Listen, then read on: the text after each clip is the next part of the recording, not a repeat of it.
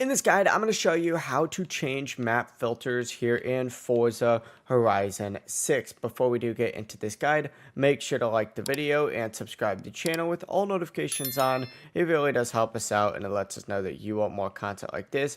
We'd greatly appreciate it. And if at any point throughout this guide you did have any questions, just ask them down in the comment section below and we can help you out further. I'm going to be doing my best to reply to every single comment down there. It's a pretty dangerous path that I'm on right here. What the heck? But yeah, first things first, what you need to do is open up the campaign tab.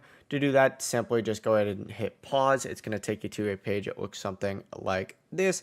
Go ahead and open up the map itself, and you need to bring up the filter menu.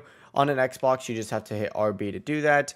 On a PlayStation, you have to hit R1. On a keyboard, you have to hit page down.